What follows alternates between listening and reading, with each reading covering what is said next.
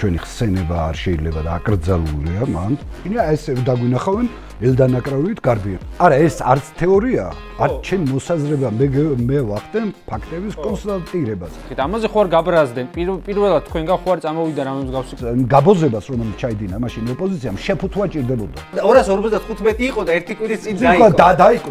აი ხო ღირსი ესენი აცხოვრო ამ ფულზე აცხოვრო. ჯერთი წმინდა ძროხა არ არის არავინ და ყველა ექვემდებარება კრიტიკას. რატო ეშინოდა თქვენი ესე ბოლო არჩევნებში თქო თქვათ იმ ხელა პროცენტით არ ქონდათ რომ ესეთი პანიკური შეგონა.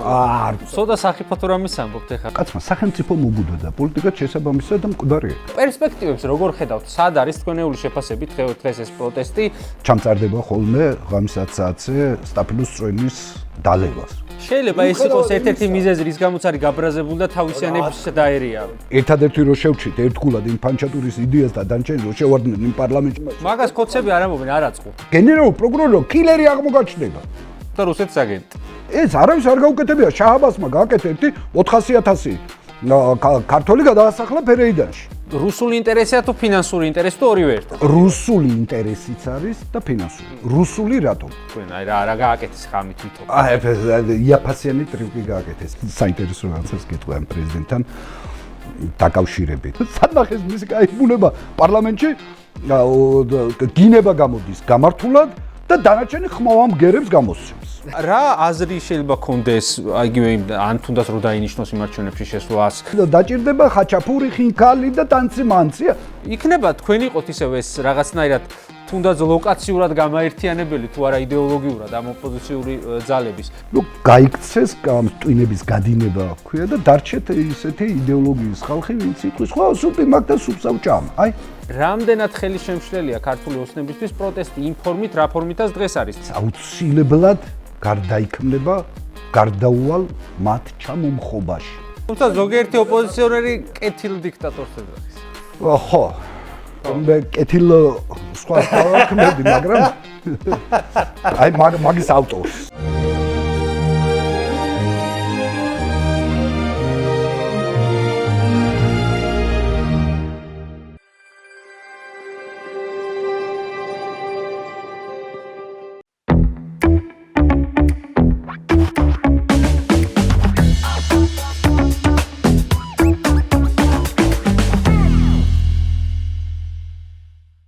მოგესალმებით მისმინეს მაყურებელს, ეთერშია ჩვენი ყოველკვირეული პოდკასტი ცხელი სკამი და დღეს ოდნავ განსხვავებულ ფორმატში ჩვენი გადაცემის სტუმარია ლეიბორისტული პარტიის გენერალური მდივანი ბატონი გიორგი გუგავა.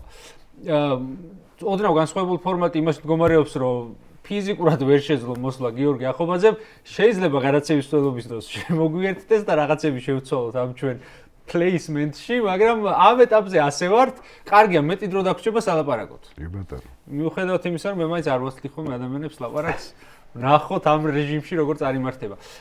მოკლედ დავიწყოთ პირდაპირ საქმეზე გადავალ. რამდენიმე მეგობარმა თუ Facebook friend-მა, როცა გაიგო, რომ თქვენ მოდიოდით ჩვენთან სტუმრად, ისო სად არის რაღაც ლეიბორისტები არ ჩანანო, ეს დამოკიდებულებაა. მაინც მე ვიტყოდი, რომ პოზიტიური თქვენ მიმართ, რომ ვიღაცების მიმართ აგრესია არსებობს, ლეიბორისტების მიმართ ეს რაღაცა შეიძლება ძირძველი პარტია რო ხართ.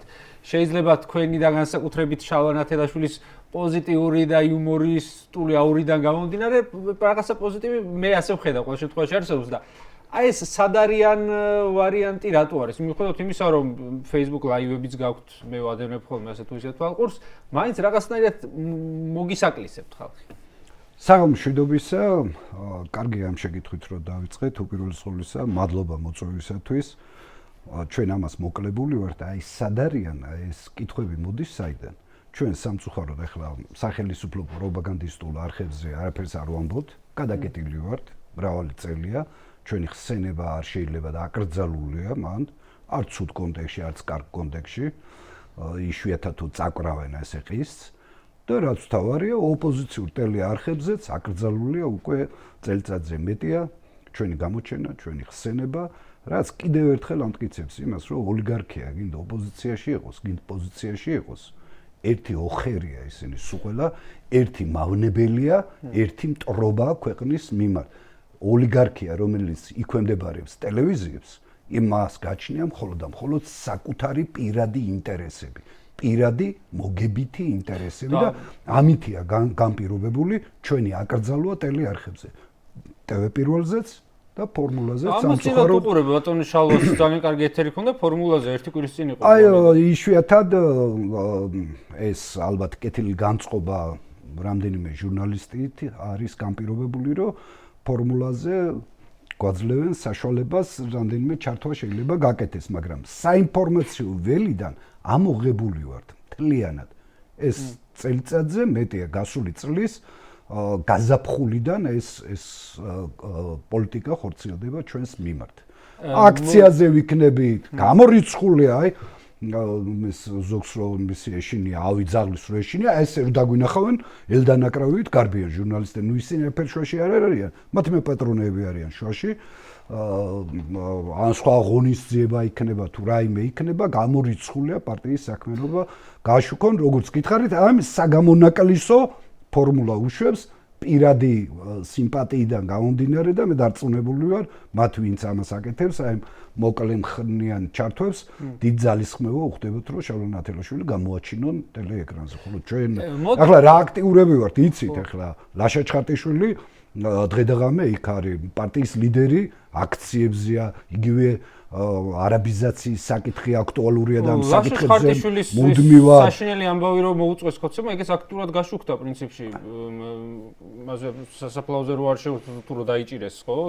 ის ამბავიც გაშუქდა, რა ვიცი. არ გაშუქებულა, იგივე ლაშა ჩხარტიშვილის სხვა მოქმედებები, იგივე აქციებზე რო ვიყავით გასული რუსთაველზე, იგივე გამოშვება ციხიდან. რა თქმა უნდა, რო გავყვეთ მაგ ამბავს, აი თუ მართლა ესე არის ხო თქვენი თეორია თუ მოსაზრება ის რომ რაღაც სპეციალურად კეთდება და არა ეს არც თეორია არ ჩემ მოსაზრება მე ვახდენ ფაქტების კონსტატირებას გინახი ვართ აი რამდენი ხანია ლეიბორისტული პარტია არ გამოჩენილა TV პირველზე ნაკლებად არა არც საინფორმაციოში საერთოდ არც საინფორმაციაში არც ტელეტოქ-შოუებში არც უინტერესო ხალხი ვარ, დავიჯერო ესე უინტერესო ხალხი ვარ. არა, უინტერესოა ჩვენი აქტიურობა, ხო? აქტიურობაც საზოგადოებრივი თვალსაზრისით ძალიან მნიშვნელოვანია, ხო? მაგრამ მიუხედავად ამისა, გადაკეტილი ვართ მთლიანად. ხო, და აი ამას მინდა ჩაუღრმავდე, ეხა რატო შეიძლება ეს ხდებოდეს, თუ ეს ასე ხდება? ეხა მე პირობითად ტელეკომპანია, მაგალითად პირველის ყველა გადაცემა ხო არ მიყურებია, შეიძლება სადმე იყავით, ეხა თქვენ მეუბნებით, რომ არ ყოფილიყარ, ბატონო. და იქ ხო არ არის მიზეზი რომ არ ვიცი ეს როგორ დაიწყო ეს ამბავი. თქვენგანაც ხო არ იყო რაღაც მაგალითად მე მომისმენია რამდენიმე გამოსვლა, სადაც რაღაც ხაზარ ვიზიას და ასეთ რაღაცებს ეძახით. ამაზე ხო არ გაბრაზდნენ. პირველად თქვენგან ხო არ წამოვიდა რამე მსგავსი კომენტარი, არ მახსოვს მართლა. ანუ რაღაცა პიროვნული ამბავი ხო არ არის რომ თქვენ რაღაც ისეთი ცუდი დაუძახეთ, მე იმათ სულ აღარ მივიწევთ ეგრეთ თუ გვეძახიან. ეს ხო არ მოხდა პირიქით. არა. ჯერთი წმინდა ძროხა არ არის არავინ და ყველა ექვემდებარება კრიტიკას. ეს ერთი, მაგრამ ეს ჩვენგან არ დაწყებულა. ეს დავალება წამოვიდა ხაზარაძის მხრიდან, ვისი დაქვემდებარების ქვეშაც არის ეს ტელევიზია. და ხაზარაძის ჩვენი ეს გახდათ ის პერიოდი, როდესაც ეგრეთ წოდებული იკვრებოდნენ ეს ცენტრები, ეგრეთ წოდებული პროდასავლური ცენტრები, რომლებსაც თურმე ხელში უნდა აეღოთ ხელისუფლება და მე აღმოჩნდა რომ ბევრი მათგან გარიგებული იყო ხელისუფლებასთან და ფინანსებსაც ხელისუფლების მხრიდან იღებდა და ასე შემდეგ და რადგანაც ჩვენ უარი ვთქვით მათთან ათქვეფაზე, გაერთიანებაზე, ეგ როდის მოხდა? წინა საპარლამენტო არჩევნების წინ მათთან შეყოლაზე ამ თამაში გადაწყვიტეს რომ მოდი გავაქროთ ტელეეკრანებიდან ლეიბორისტული პარტია, მისი ლიდერები და მოვილაპარაკებთ და დავალაგებთ როგორ ჩვენ გვინდა და როგორ დაალაგეს და რა გააკეთეს, კი ვნახეთ საკუთარი თვალით. კი, მაგნაწილზეც გადავალ მათ შორის ამით იყო, ეს იყო შეთანხმება ხელისუფლებასთან. შეთანხმების ერთ-ერთი მთავარი ნაწილი იყო, მე ჩამოგითხრით თუ გინდათ, რა შეთანხმებები ჰქონდათ ხელისუფლებასთან ამ ეგრეთ წოდებულ 4 გაერთიანებას. კი ბატონო. პირველი იყო ელექტრონული რა ქვია, მეთოდებით არჩევნების ჩატარებაზე. ვინ წამოაყენა ეს? კი ბატონო, მათ შორის ოპოზიციის სურვილიც იყო და სურვილი არა, ინიციატორი პარლამენტში თქვენ შეგიძლიათ ჩაუღრმავდეთ ამ საკითხს. ინიციატორი იყო ეგრეთ წოდებული ოპოზიცია. თქვენ მაშინ ეწინააღმდეგებოდით მაშინვე? რა თქმა უნდა, ეწინააღმდეგებოდით. მატერიალური საშუალებებით იმას გვიყალბებენ, ბიულეტენს გვიყალბებენ და ელექტრონული საშუალებებით ხო წარმოგიდგენიათ რას დაატრიალებდა და დაატრიალა კიდევაც. ეს არჩევნები, ხო გახსოვთ საპარლამენტო არჩევნების შემდეგ ელექტრონული საშუალებები, ეს აპარატები, რომლითაც არჩევნებს ატარებდნენ, პროკურატურამ დალუქა. კი. თვითმმართველობის არჩევნები რითი ჩაატარეს? ისევ ელექტრონული საშუალებებით, თქო, სავარაუდოდ თუ ის იმედით არა, რომლების დაკადებული იყო და დალუქული იყო, როგორ ჩაატარეს? ნუ იგივე არის აპარატების ხვები ხო. ახსნეს, გამოიტანეს, ჩაატარეს და მე ისე რაღაც რაოდენობა ხდება, მარტო ისხდება, გაფუჭდეს კიდევაც და სხვა. ეს იყო შეთანხმება მათ შორის. ასევე შეთანხმება, საერთო შეთანხმება იყო ეგრეთ წოდებულ პრემიერის კანდიდატურაზე, გილაური. რო დადიოდა და კონცეფციებს მოგვახსენებდა ხოლმე. სად გაქრა ეს კაცი? თუმცა ღიად არავის არ უთქვას, რომ გილაური იქნებოდა კანდიდატიო, ეს სწორები დადიოდა. თქვენ პირდაპირ თქვენს და მეტიც დამფინანსებელი იყო. ვინ აფინანსებდა იმას, რა ქვია? ხო გამოჩნდა რომ გილაური იქნება ჩემი კანდიდატიო? კი, რა თქმა უნდა, ახლები ვქოთ, ხო, გვარამის. ახლებმა კი? ხო, პირდაპირ ხო არ იყო ერთ ხო, პირდაპირ თქვენს, რომ აფინანსებდა და საუბარი არის 40 მილიონზე. და 40 მილიონი უარყვეს დაახლოებით 13 მილიონი იყო. მაგრამ ნუ 13 მილიონიც ხო ეკითხვა არსებობს, რომ საიდან გაატარა ბიზნესამ თუ გაატარა. ხო, 13 მილიონი ოფიციალურად თქვენს და არაოფიციალურად 40 მილიონზე საუბრობენ. როგორც წესი, აჩვენებენ რაღაც ნაწილს და მეორე ნაწილს ფარავენ. ეხლა საქართველოს ბანკი რო ჯიბეში უზის იმას, რა ქვია, ივანიშვილს მე მგონი ამაში ეჭვი არ გეპარებათ. და საქართველოს ბანკის წარმომადგენლები გასული წლის შემოდგომაზე დადრწოდნენ ლონდონსა და ვაშინგტონში და არ წმუნოდნენ გარკვეულ ფინანსურ წრეებს იმასთან დაკავშირებით, რომ არ შეიძლება ბიძინა ივანიშვილის და ამ ოლიგარქიის, რომელიც საქართველოში ოპერირებს, რა ქვია, დასანქცირება ჩამოიშლება ფინანსური ინსტიტუტები საქართველოში და ასე იქნება და ისე იქნება. ეს სკანდალიც გვახსოვს, მათ შორის ხაზარაძის. იგივე ხაზარაძის მხრიდან. ხაზარაძე მე პირდაპირ განაცხადა. ოღონდ მე თვითონ ახსნა, რომ მე ეს არ მithქვავსო, მე ვიგულისხმე საქართველოს დემოკრატიულ ინსტიტუტებს არ დავარტყავთო, მათ შორის საფინანსოსაც, თორე მე არ მithქვავს, რომ კოცები არ დაასანქციურთო, ასე ახსნა თვითონ მე. ეს რა ახსნა? მე გეუბნებით, თვითონ ღიად განაცხადა და ბანკის წარმომადგენლებიც ასევე ლონდონში დადიოდნენ იმასთან დაკავშირებით, რომ არ დაასანქციროთ საქართველოს ხელისუფლება. კაი, ეხლა მივყვეთ ამას. ეგ შევარდნათ მოგიყვა ჩემ ეთერში რო იყო. მეორე შეთანხმება და მესამე შეთანხმება იყო ლეიბორისტული პარტიის გაქრობა პოლიტიკური ველიდან. გავაქროთ ესენი. რატო ეშინოდა თქვენი ესე? ბოლო არჩევნებში თქო, თქვათ იმხელა პროცენტიც არ ქონდათ, რომ ესეთი პანიკური შიში ქონოდა? არ ქონდა იმ შედეგებით, რასაც წერს ივანიშვილი. რომ თავის ახალგაზრდობის ოცნებებს იხდებს. ამას ვერ გაარკვევს, იმიტომ манипуляცია მიდის. საქართველოში არჩევნები დიდი ხანია არ ტარდება. არავინ არ ატარებს ამ არჩევნებს. არჩევნები იწერება. ამ შემთხვევაში ბოლო ორი არჩევნებია უკვე ელექტრონული საშუალებების მეშვეობით. ბოლო დემოკრატიული არჩევნები რომელ წელს ჩატარდა თქვენი აზრით? საქართველოში ბოლო დემოკრატიული არჩევნები ვერ გეტყვი, არც ჩატარებულა ალბათ იმის შემდეგ, რაც ამ 90 წლის შემდეგ, როდესაც შემდეგ დამოუკიდებლობა გამოცხადდა. კომუნისტების მეტნაკლებად ეხა პრინციპში ხალხის სურვილი ხო აისახა 2003-ში და 2012-ში ხშირად პროცენტი ზუსტად არ დაჭდა. 2003-ში როგორ აისახა ხალხის ეს რა ქვია? როცა თავიდან ჩატარდა არჩევნები ხა როცა თავიდან ჩატარდა და როდესაც პირდაპირ დაიწერა მართლმა პარტიამ და იმის რა ქვია აჭარის აღორძინებამ შედეგები ეს დემოკრატიული არჩევნები იყო. არა, მე გულისხმობ როცა თავიდან ჩატარდა თქო მე ხო რევოლუციის შემდეგ. რევოლუციის შემდეგ როგორ გამარჯვებული ლეიბორისტული პარტია რო გამოყარეს იმიდან რა ქვია პარლამენტიდან, პირდაპირ დაითხოვეს პარლამენტიდან. ეს იყო დემოკრატიული არჩევნები იყო ეს? კაი, ეგ პერიპეტიები შეიძლება მაშინ 13 წლის უკვე ზუსტად არ მახსოვდეს, ლეიბორისტების კონტექსტი როგორი იყო, თუ გინდათ ეგეც გავიხსენოთ, ანუ ოფიციალური შედეგი ჩვენ გქონდა გავიყვანეთ იმ პარლამენტში 25 კაცი. განცხადა იმე რა ქვია სააკაშვილმა, მაშინ ახალგაზრდა იურისტთა ასოციაციის თავმჯდომარე საინტერესო მოვლენებს გეტყვით იყო ქალბატონი თინა ხიდაშელი და გამჭვირვალე არჩევნების ხელმძღვანელი იყო ჭია ბერაშვილი, რომლებმაც, რა თქმა უნდა, სააკაშვილთან და ის ერთად იყვნენ, შეიტანეს უზენაეს სასამართლოში სარჩელი, მოგეხსენებათ, მაშინდელი პარლამენტი შედგებოდა მაჟორიტარებისაგან და პროპორციულისაგან. და მოითხოვეს პროპორციული არჩევნების გაუქმება. მაჟორიტარები დატოვეს და პროპორციული არჩევნების შედეგები გააუქმეს. ის პარლამენტი 5 პარტია შევიდა იმ პარლამენტში. და უფრო მეტსაც გეტყვით, უზენაესი სასამართლო არ იყო უფლებამოსილი ეს საკითხი განეხილდა საკონსტიტუციო სასამართლოს ქვემდებარება. ეხლა თქვენ საუბრობთ პირველ არჩევნებს რომელსაც მოყვა გამოსულება. რევოლუციის შემდეგ ვამბობ. რევოლუციის შემდეგ რევოლუციის შემდეგ და ის შედეგები ხო თავისთავად არ გაუქმდებოდა რა?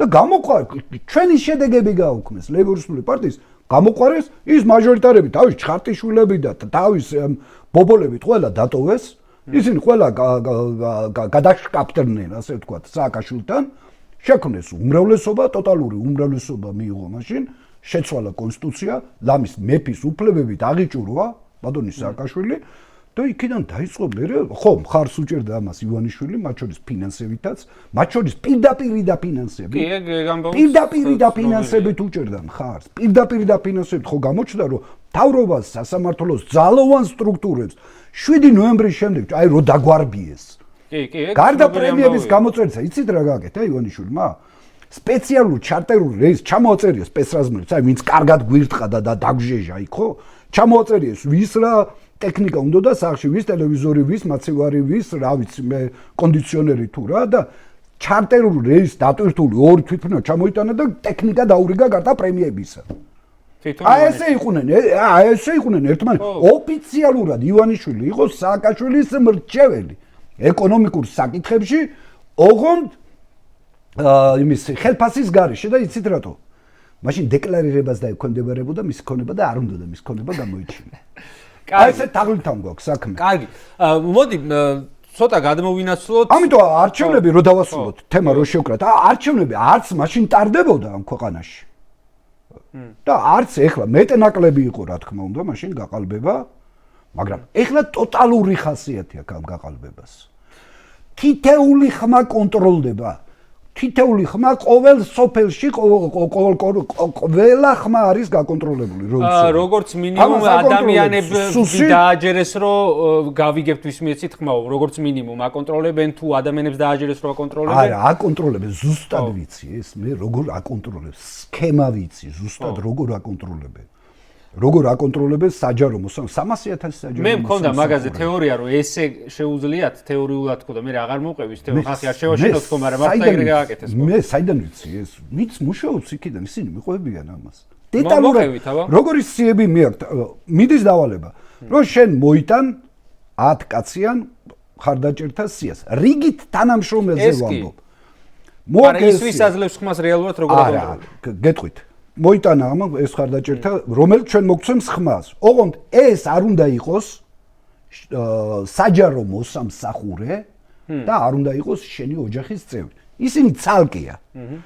მიიტანა სია. ეს სია წავიდა მე შეიკრიბა, ეს სია წავიდა სუსში. სუსი ამოწმებს ამას და უდებს რომ აქ ესე არ არის ახლა შენ რომ მოიტანე ეს სია, ყველა ოცნების მომხრე არ არის. აქ ვიღაც ლეიბორისტია, ვიღაცა ნაცია, ვიღაცა სხვა არის. ამიტომ კეთილი ინებე, ან გადაარწმუნე ესენი, შენი გავლენა, თორე დაკარგავს სამსახურს, შედგა ეს სია. წავიდა თავიდან გადამოწდა ეს და ეს გარანტირებულად მიაქვთ. მაგას როგორ იგებენ იმან გადაარწმუნა თუ არა ის ნაცია? ეხლა ღიაობის საკითხი, პირდაპირ ღია დაძლევენ ხმას აბა რა არის, რა ქვია, ბოლო არჩევნები რო ტარდება. ის ღიაა პირდაპირ. ერთ-ერთი ესეთი შემთხვევა იყო, ბოლო არჩევნებზე. აი ესეთი მოსამსახურის, რა ქვია, საჯარო მოსამსახურის მშობელი მივიდა საარჩევნო უბანზე. ნუ თავის შეხედულება ჰქონდა და ერთ-ერთი ოპოზიციური ვინც მონაწილეობდა ახლა რამდენად ოპოზიციური იყო, მაგრამ იქ პირადული რაღაცა იყო და შემოხაზა ეს. 5 წუთში დაურეკეს სამსახურში. ეს რაკენიო დედაშენი მივიდაო. შემოხაზაო ისო. ჩაგდო ბიულეტენიო და შენო ბიჭო რაიმე ხო არ გეშლებაო. გინდაო დაკარგო ეს სამსახური. ცოტა სახიფათო რამის ამბობთ ახლა. ვინმეს თუ ჯეროდა რომ მაინც რომ მიდიოდა რომ არ შემეშინდება და ოპოზიციას მივცევ ხმასო, ეს ტრამები რომ მოისმინო შეიძლება აღარ მივიღო. ღიად ტარდება მე ვამბობ იმას რაც არის და ახლა ჩვენ შეგვიძლია აი ეს რა ქვია გონია ზოგს რომ მუნს რომ მოიფხან და მოიქავებს ესე და დაამდება ის გაგძილებს პირკით გაიზრდება ეს ეს მდგომარეობა ორგანიზმზე. ესეა ჩვენ სიმართლე უნდა ვთქვათ. ეს ამას ვამბობ მე პირდაპირ ზეწოლის ხერხებით. ეხლა ელექტრონული манипуляციის საშუალებები კიდე სხვა არის. პირდაპირ წერენ ხალხო იმას, რა ქვია, შედეგი. მე ჩემ თეორიას გეტყვით, რა თეორია მქონდა, როგორ შეიძლება დააშინონ ხალხი, რომ გავიგებთ ვისმე ეცით ხმაო, ესეთი თეორია მქონდა და მე როგორც გავიგე, მართლა გავუკეთებიათ, უბრალოდ ეს თეორია მანამდე არ მოვყევი, მეთქი მე არ დავაშინოთ ხალხი ზედმეტად თქო. კამერები რო იდგა უბნებზე, რომელიც დამიზნებული იყო უშუალოდ ხმის მიცემის შეცურების ადგილებზე, ადამიანისთვის შეიძლება ითქვათ, რომ შეგვიძლია დავაფიქსიროთ შენ რომელ წუთსა და რომელ წამზე შეასრულე ბიულეტენი. ის კი არ ჩანს რა შემოხაზე, მაგრამ სამაგეროთ ბიულეტენის აპარატიც აფიქსირებს ამ წუთზე და ამ წამზე რა ხმა დაფიქსირდა. ვინ დააფიქსირა ვერა, მაგრამ ანუ კამერით ვაფიქსირებ ვინ შეასურა და აპარატით ვაფიქსირებ რა ხმა დაფიქსირდა. ანუ ახლა მაგას მილიონობით ადამიანისას ცალ-ცალკე ვერ ამოიღე, მაგრამ თუ დამჭირდა ვიღაცა კონკრეტული ძალიან მარტივად და ამით შეაშინებენ ხოლმე. მართლა ეგრე შეუშინებენ. ეს ვინც ეს აპარატები ჩამოიტანა და ამონტაჟა მის მომსახურებას ახორციელებდა. დიდი სკანდალი იყო ვენესუელაში. კი, ვენესუელის ზუსტად იგივე. იქაც ტოტალურად ამ აპარატებით გააყალბეს არჩევნები. მადურომ ამითი გააყალბა იქ არჩევნები. კარგი, მოდი დღევანდელობაზე. არჩევნები ეს ასე ვთქვათ, არჩევნების შედეგები, არჩევნები და სასამართლო სულ პრობლემაა ჩვენ. ეს არის ფიქცია, არ არსებობს. მე მეცაც გეტყვი. სოფლიო არ იცნობს უპრეცედენტო შემთხვევაა, როდესაც კრიმინალურმა სინდიკატმა, კრიმინალურმა ბანდამ დაიქვემდებარა მთლიანად სახელმწიფო. სახელმწიფო ინსტიტუციები კრიმინალურმა ბანდამ მოაქცია თავის მიზნების შესრულების საშუალებება და აქცია. ეს საქართველოში მოხდა. ნუ გარკვეულწილად დიქტატორულ და ავტორიტარულ რეჟიმებში ყველგან მსგავსი რაღაცაა, კრიმინალური ელემენტი წაკრავს. დიქტატორებს ყველას აქვს გარკვეული მიზანი, გარკვეული იდეოლოგია. ჩვენ გვაქვს კრიმინალთან საქმე, კრიმინალურ ბანდასთან, სინდიკატთან. აგერ ჩემ ბატონო, მე ხო არ ვიგონებ ამას და ჩვენი ბრალდებები ხო არ არის წამოსული. თვითონ დაადასტურა. პრემიერ-მინისტრი, შინაგან საქმეთა მინისტრი, უშიშროების მინისტრი, ინფრასტრუქტურის მინისტრი, ჯანდაცვის მინისტრსაც მიაყოლებენ მოადგილეები ეს ყველა ოფიციალურად მისცეს პასუხისგებაში. ოფიციალურად ფულის გათეთრება, ფულის მოპარვა გვაჩვენეს ტომრებით თუ მეშოკებით სავსე დოლარები, ოქროს ზოდები, სამკაულები, ბახჩა რა ვიცი მე ყველაფერი გამოფინეს და ეს ხო ესენი ხო სახელმწიფოს მართავდნენ. მე არაფერს არ ვამბობ სპეცკანონებს რო იღებენ ივანიშვილისათვის. სპეციალურად რო იღებენ, იგივე ოფშორების კანონი, ქონება გადმოსატანი გაანთავისუფლეს ყველგანი გადასახადისაგან. ახლა გადაწყვეტილია ქონებაშიც არ აიგულისხმება ნახატები, ისინი ძვირფას. ხო, 500 მილიონი დაკარგა დოლარი მაგით სახელმწიფო, რომელიც უნდა შემოსულიყო ბიუჯეტში.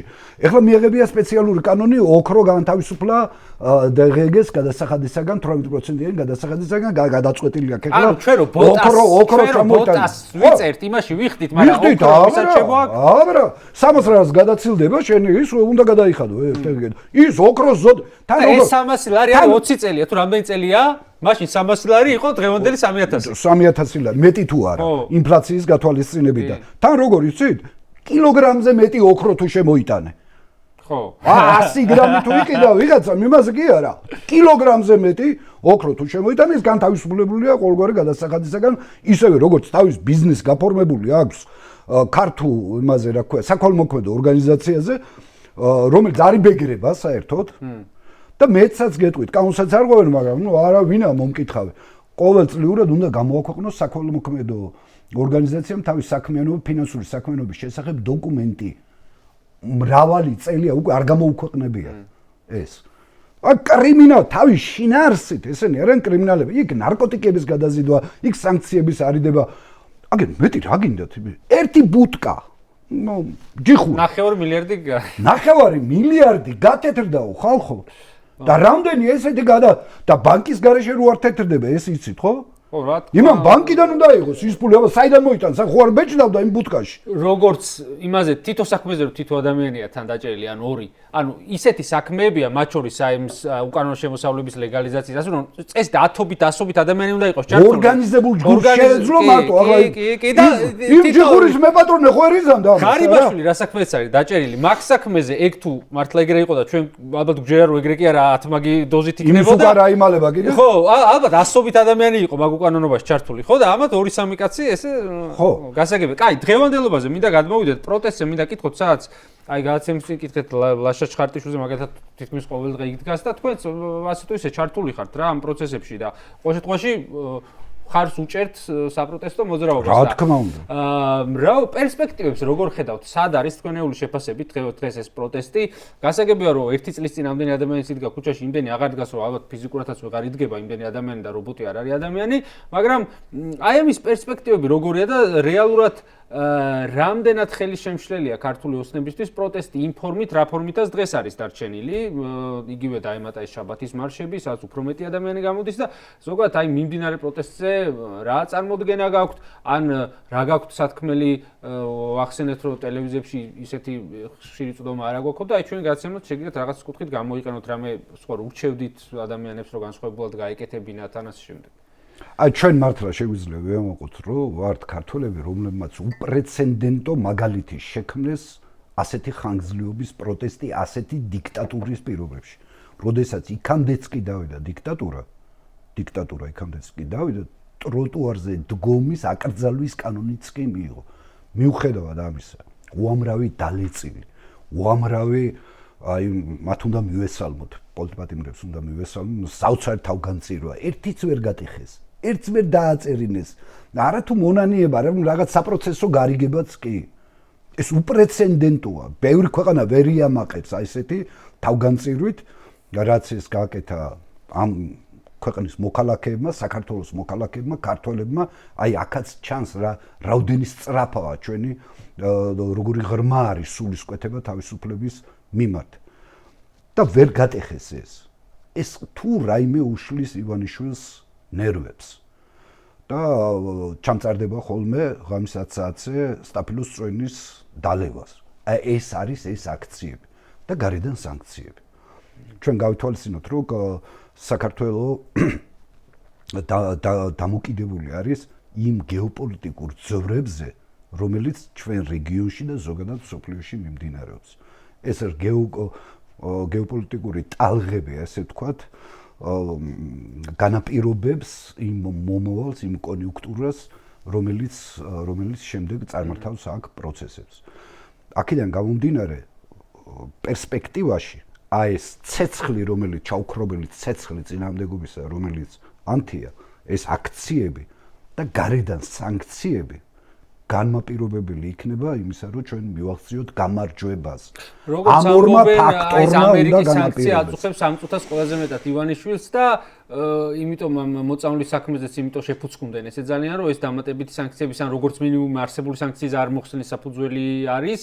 და ნუ სანქციების რეალურად ძალიან ეშინა და სანქციებიც გონია რომ დიდ წილად არის დამოკიდებული ამ არსებულ პროცესებზე და პროტესტებზე. იმ სანქციებმა, ჩემო კარგო, რომლის შემოსაღებად ჯერ კიდე 12-13 წლის წინ დავიწყეთ ჩვენ მუშაობა და მაშინ არც იქ უდგებოდნენ ამას სერიოზულად ამერიკის შეერთებულ შტატებში და ნუ აქაც, მაგრამ მე ნელ-ნელა მიხვდნენ რომ ეს თავარი ბერკეტი შეიძლება ყოფილიყო არსებული რეჟიმის წინააღმდეგ.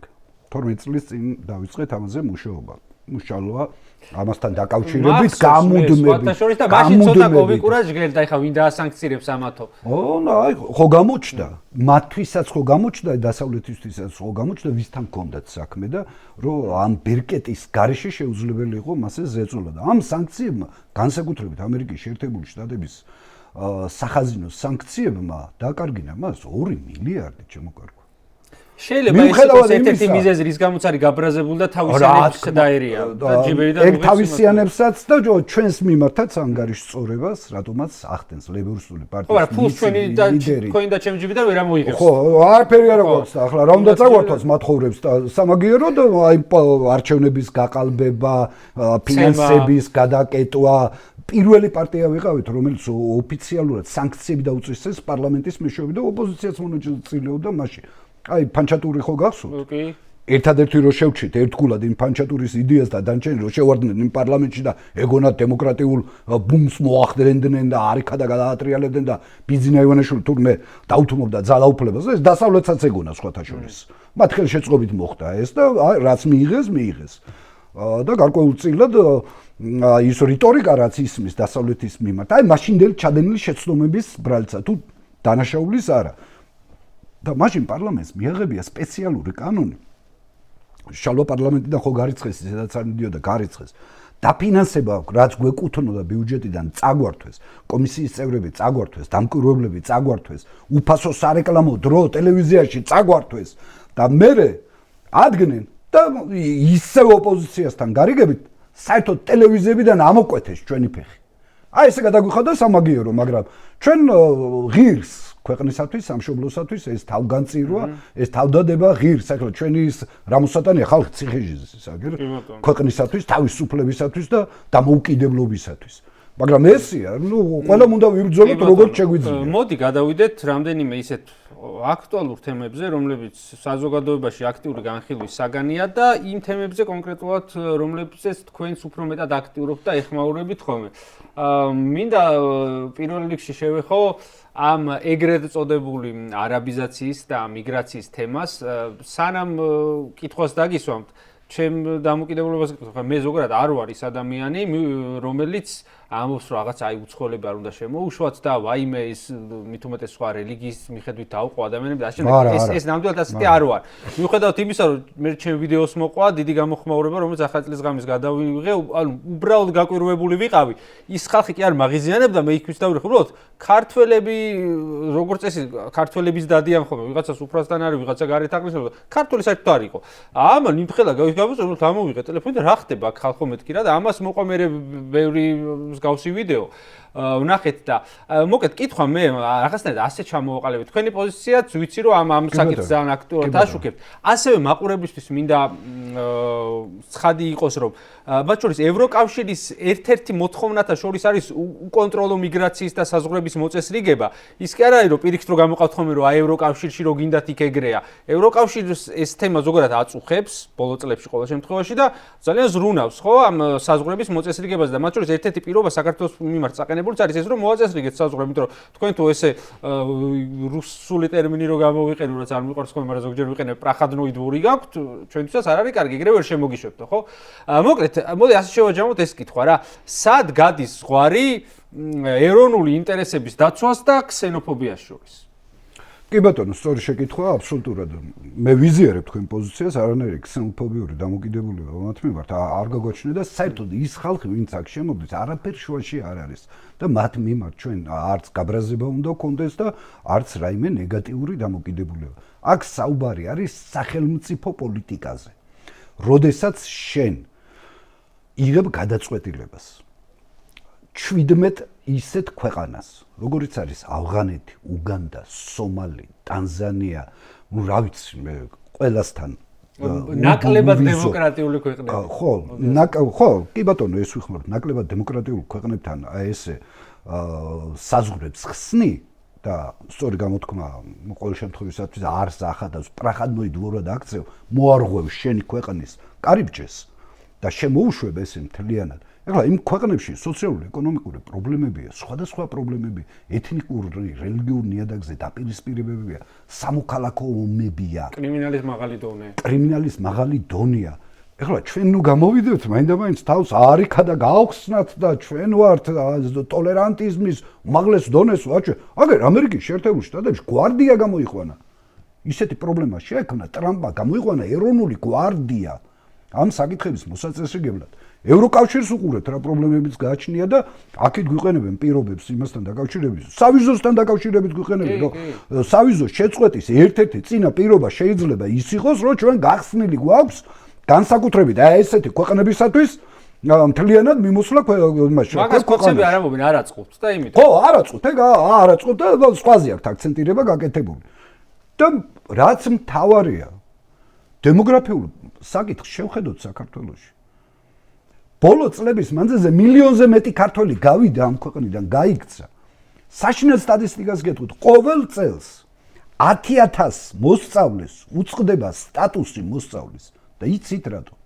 მათი მშობლები სამუდამოდ წავიდნენ ამ ქვეყნიდან და შვილები გამოიყვანეს სკოლიდან და წავიდნენ. ბოლო 5 წელია, მე მგონი, თუ 6 დემოგრაფიული კატასტროფა რო დამდგარია. როდესაც სიკვდილიანობამ ბევრად გადაასწრო შობადობას. ეს ბოლო 5 წელზე მეტია თუ უფრო მეტია? 5 წელზე მეტია ეს. როდესაც ათასობით სოფელზე მაქვს ლაპარაკი, მთლიანად გაუკაცრიელებულია. ერთი ძაღლი არ ყევს, ერთი სახლიდან კვამლი არ ამოდის. აი, ჩემი ბავშვობის სოფელში 2 ოჯახი არის დარჩენილი.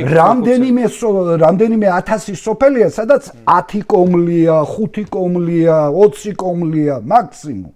ანუ დემოგრაფიული კატასტროფას წინაშე დგახარ და ამ დროს შენ მასობრივად მიზან მიმართულად დაგეგმილად შემოყავს აქ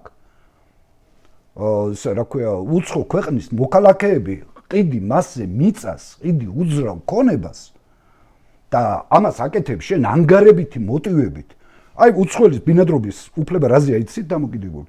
თუ აქ $100,000 ბინა შეიძინა მას ავტომატურად ეძლევა ბინადრობის უფლება ქვეყანაში. თქვენი ვიდეოც ვახე, ამოღებული რო ქონათ აეროპორტთან სახელი და გვარები, ვის რო დაჭირდათ მიწის გამოსყიდვა, ვინ იყვნენ მფლობელები. ხო, ვინ იყვნენ გამოსყიდველები?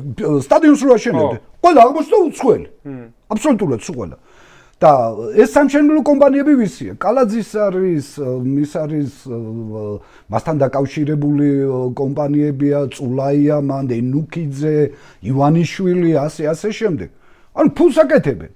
აი, ეგ არის ბოლო გადაწყვეტილებას გეტყვით. ეხლა ბოლო გადაწყვეტილებას. აი, საახალწლოდ ხო იყო ეს მავნეობის გარშე, ღალატის გარშე ამათ არ შეუძლიათ. ხო იყვნენ ჩასული იმაში, რა ქვია, გაერთიანებულ სამიროებში. მემორანდუმი გააფორმეს მთავრობის სახელით.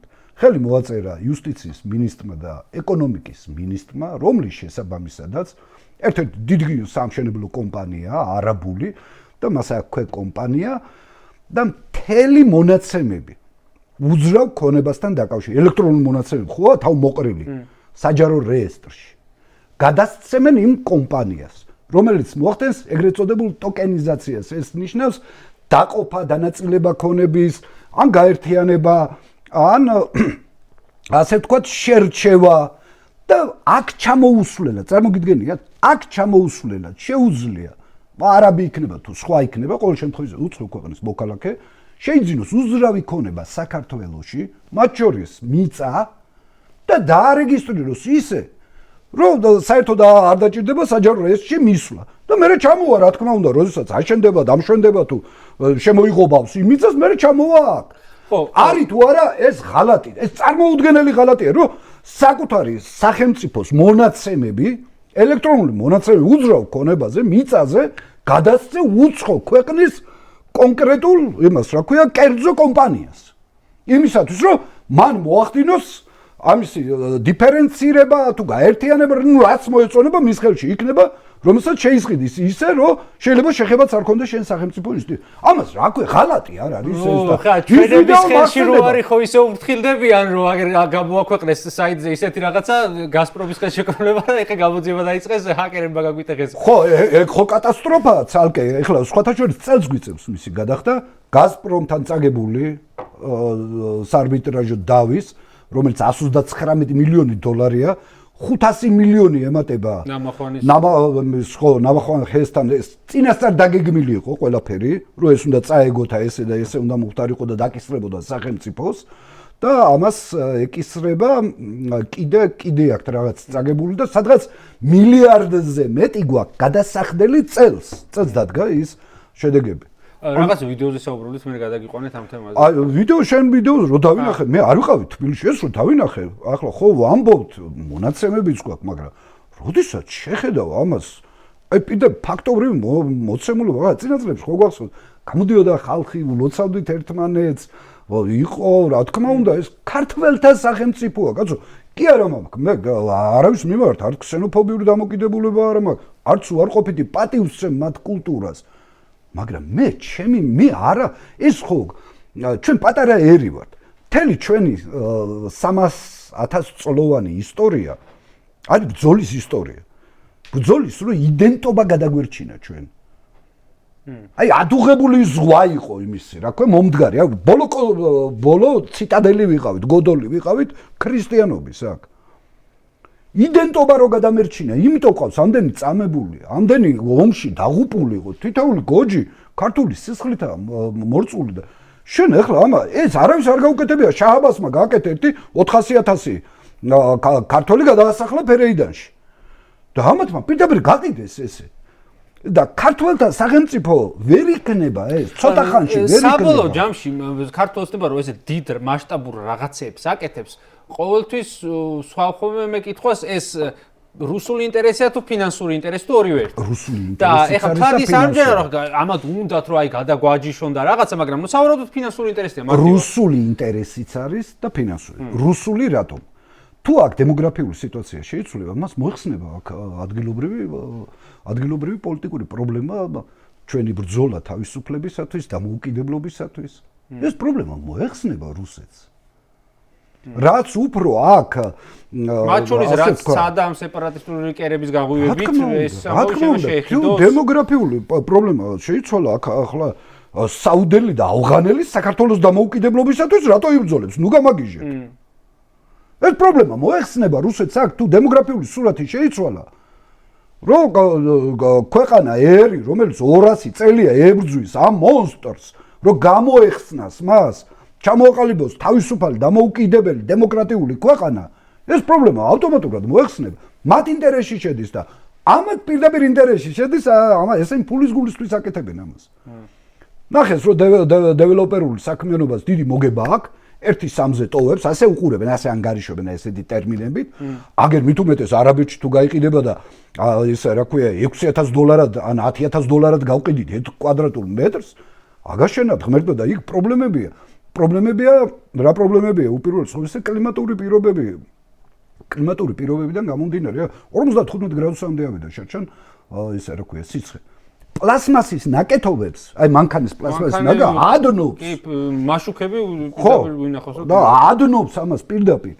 და აქედან გამომდინარე ისინი ფიქრობენ, ისინი სწორად ფიქრობენ საკუთარი სახელმწიფოებიდან გამომდინარე. დემოგრაფიული ბუმი აქვთ, კლიმატური პირობები და ამიტომ სამოთხეა მათთვის და რატომაც არა აქ. ფული აქვთ ნავთობიდან გამომდინარე, უზარმაზარი ფული აქვთ და რატომაც არა. მით უმეტეს თუ ასეთი ხელისუფლება და რომელიც მზად არის ესე ფეშქაშად მიართოს ყველაფერი. აი, ფული ვახსენეთ და მინდა გადავიდე კიდე ერთ ისეთ თემაზე, რომელსაც აქტიურად ეხმაურებით ხოლმე. ჩვენ რო არ გვაქვს ფული და ფასები რო გაგვიძვირდა და ვერაფერს რო ვეღარ ყიდულობთ, მაგაზეც მქონდა რამდენიმე ვიდეო, რომ კარგი ვიდეო მქონდა. კიდე ერთს ვაპირებ, ხა წინასწარ არ ვიტყვი, რა შეხედე არ შემიშავალ, არ ვიცი. ანუ რა ღირს მართლა პროდუქტი და თან იყო საუბარი ბრენდულ მაღაზიებზე, ამაზე თქვენც გქონდათ მე თქვენი ვიდეოც ვნახე, რომ აი კარტელური გარიგებებიაო და ვინ არიან რეალურად ამ ბრენდული დიდი ქსელური მაღაზიების ფლობელები, მაგრამ მე ვიყავი ნაკლებად ქსელურ და ნაკლებად ბრენდულ მაღაზიებში და დიდად განსხვავება ფასებში არ იყო. ანუ ზოგადად ყველა ვიცით ეს უკვე არაერთი ვიდეო გინახავს მათ შორის ავით საფრანგეთიდან და გერმანიიდან რომ იგივე მათ შორის გადაუკონვერტირებელი თანხითაც ან გადაკონვერტირებულსაც ყველანაირად უფრო იაფიჯდება მიუხედავად იმისა რომ იქ 10 ჯერ მეტია ხელფასი, ხო ვთქვათ. ეს და ამას პიარული ნაბიჯით უპასუხა ეს ჩემი შეფასებაა ქართულმა ოცნებამ რომ აი ფასებიც მივაქცევთ ყურადღებასო. რა თქმა უნდა, ჯერ არაფერი არ შეტყობია ფასებს და მე ეჭვი მაქვს რამე შეეტყოს.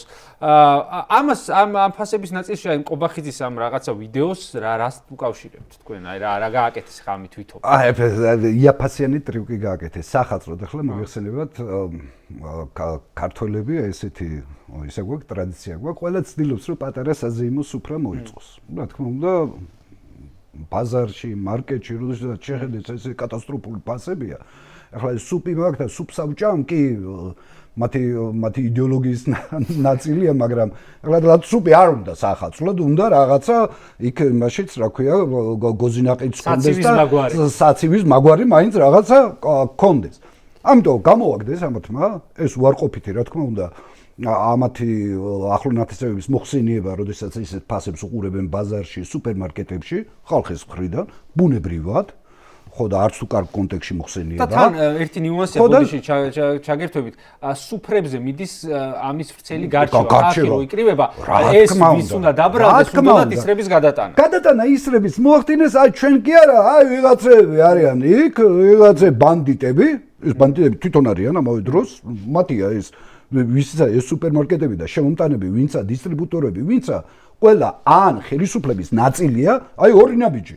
ბეკაურისა მე რომ მიკითხა რა კომისიებს ქონიან დაიძახონ ბეკაური კაც 21 ბინა 15 მიწის ნაკვეთი 25 მანქანა და რა ვიცი მე იმაზე რა ხელფასებია კომისიაში მაგდერი მაიწყობდეს ხელფასი და დამფინანსებლები მათ პარტიის დამფინანსებლები სიამდვილეში შეეცადნენ რომ გადაეტანათ ისრები ეს უარყოფითი ტალღა ეს სახალხო გადაეტანათ და აგერ კომისია შევქმნით სამთავრობო კომისია ცალკე შექმნეს პარლამენტში სუს რა უნდა ხო პარლამენტში ცალკე იქ სხვა კომისიები შექმნეს რაღაცა არანაირი ფასები არ შეიძლება იმიტომ რომ ამას ობიექტური საფუძვლები გააჩნია როდესაც ქვეყანაში ოლიგარქია მონოპოლიზირებულია ეს ბიზნესი როდესაც სოფლის მეურნეობა ჩამკვდარია ქვეყანაში ბუნებრივია ფასები გაიქცევა ეს მათი პოლიტიკის დამსახურება მათი მგლეჯავი გაუმაძღარი კუჭის და მუცლის დამსახურება.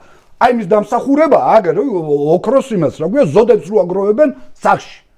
ესენ ყველა ერთი წერია. ვის დარჩიან აი მას რა გვია მულტფილმი რო არის ჩემში სხვა დავჭი. საკუთარში სხვა არ დარჩიან. ასრულებენ ამ ხალხს რომ აი იფიქრებენ ვიღაცა ხო ახლა ძვირია მაგრამ ალბათ ახლა რაღაცას იზამენ ესენი და საქმიანად და რაღაცას ხო აი გაზაფხულზე იქნებ გაიაფდეს. მე არა ჩემი მტერი ამათ ხელში რაიმე გაიაფდეს. კიდე უფრო გაძვირდება და დაივიწყებენ რამდენი დაპირება ახლა ივანიშვილი და რას მან ეს რა ქვია საუკუნის წყვილები ჩამოარიგა ამ ქვეყანაში.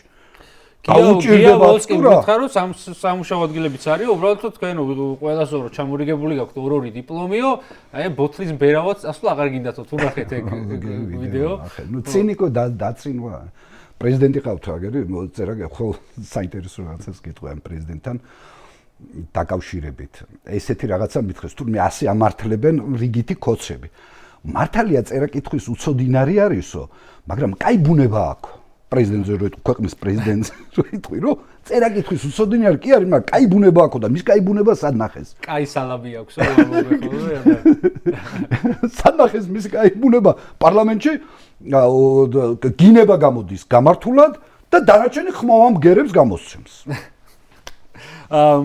მინდოდა ეხა ზოგადი სურათი რო შევხედოთ ეხა ამ განათლების თემატიკაც ვახსენე რომ ჯერ ეს ბოლომდე არ გადაწყვეტე და თითქოს ინიციატივისავით გამოვიდა განათლების ეგრეთ წოდებული რეფორმა და საკმაოდ დიდი წინააღმდეგობა შეხვდა საზოგადოებაში რომ ეს სწავლათ 11 წლიანი უნდა გახდეს მე გაირკვა რომ ამ შემთხვევაში შეიძლება უცხოეთში სწავლის საშუალება მოესპოთ ახალგაზრდებს ასევე ეს ერთი ქალაქი ერთი უნივერსიტეტი მათ შორის ისეთი რაღაცები ილაპარაკა განათლების მინისტრის მოადგილემ რომ აი აბიტურიენტებს მხოლოდ ერთი ფაკულტეტის არჩევის საშუალება ექნებათ რომ მე განათლების სამინისტრო თქვა უიგრე არ არის ანუ თითქოს განათლების სამინისტროში არ იყო ის დაწერილი და იმათ ისინი ვერ გაერკნენ რა ისეთი რაღაცები ილაპარაკეს საბოლოო ჯამში მე მქონდა ხოლმე ესეთი აზრი დავარქვა თუ თეორია რომ ესენი ძალიან შორს უმიზნებენ ანუ მათ შორის 2028 და 30-ის წელი იქითაც უმიზნებენ რაღაც გრძელვადიანი გეგმასავით ხო არ არის მათ შორის აი ეს რა ვიცი მიწების გაყიდვის თემა დავარქვათ მათ შორის აი ეს კანონმდებლობების ცვლილება დავარქვათ საარჩევნო კოდექსი ყველაფერი ერთად და მათ შორის განათლების კომპონენტის რომ ახალგაზრდობა ვინც რა ხო კრიტიკულია ხოლმე და აქციებზე ჩვენი ქვეყნის ისტორიაში პირველ რიგში ახალგაზრდები გამოდიან და აი ამ ახალგაზრდების ამ კონტექსტში ხო არ არის ეს განათლების ერთგვარი რეფორმებიც გათვალისწინებული რომ გრძელვადიანად მოუჩლუნგდეს საზოგადოებას პროტესტის უნარი კი ბატონო, გეთანხმები პირველი თქვათ ის, რომ ბიძინა ივანიშვილს ახალგაზრდობა ძულს. პირდაპირ გაგებით ძულს. სხვა შემთხვევაში ის ესე სასტიკად არ გაუსწორდებოდა ახალგაზრდებს, არ დაამტვრევდა, დალეწავდა, არ დაიჭერდა და არ დაწამლავდა ქიმიური იარაღით. ჩვენ ხო იქ ვიყავით, ახლა რა გვინდა სხვა ექსპერტები რა იმ დღეს კი არა, მეორე დღესაც ვერ ვდგებოდ, გადარეცხილ ქუჩაზე ვერ დავდექით, ისეთი სიმყრალე იდგა რუსთაველზე. ისეთი სიმყრალე იდგა. ეხლა რა შეიძლება განათლებასთან მიმართებაში. პირველ რაზეც ყურადღება უნდა გავამახვილოთ, ეს გახლავთ, რომ აი სოციალური დისკრიმინაციის კლასიკური მაგალითი, აი შუა საუკუნეობრივი, წოდებრივი ის შემოიღეს, მექანიზმები შემოიღეს ქვეყანაში. მათი შვილები ყველა სწავლობს კერძო სკოლაში. კერძო უცხოურ სკოლაში, სადაც უზარმაზარ ფულს იხდიან. არც ერთი ჩინოვნიკის შვილი საჯარო სკოლაში არ სწავლობს. საჯარო სკოლაში, აი ნახეთ, დადგინეს 11 წელი იქნება სწავლის ხანგრძლივობა. ბოლონის პროცესიდან გამომდინარე, თუ 12 წელი არის სწავლა სკოლაში, ასეთ შემთხვევაში ის ვერანაირად ვერ ჩააბარებს ევროპულ უმაღლეს სასწავლებლებში, ვინც ბოლონის პროცესის ასე თქვა ხელშემკრელი მხარეები არიან. კერძო სკოლებში 12 წლიანი სწავლების მექანიზმი დატოვეს. ანუ სადაც საკუთარი შვილები სწავლობენ. ეს ჩვენი შვილებისათვის გააკეთეს ეს და არა მათი შვილებისათვის. და მე ახლა მეორე კომპონენტი შემოვიდა. აბარეს უფასო გახდაო, უმაღლესი განათლებაო, ეგეთი პიარული მესიჯი რო ხო, სინამდვილეში თანხები დაზოგეს ამით სახელმწიფო სასწავლებელი თითქოს უფასო გახდა და კერძო სასწავლებელი, სადაც გრანტები უნდა გაცემულიყო, ის ფასიანი გახადეს. ეხლა მეორე კომპონენტი შემოვიტანოთ, რაც დაკავშირებულია ბიზნესთან პირდაპირ, პულთანაა დაკავშირებული. მათ უნდათ, აი ერთი ქალაქი, ერთი ფაკულტეტი, მათ უნდათ მოგესალმებათ უნივერსიტეტის კორპუსები არის პრესტიჟულ უბანში, მათ შორის ვაკეში.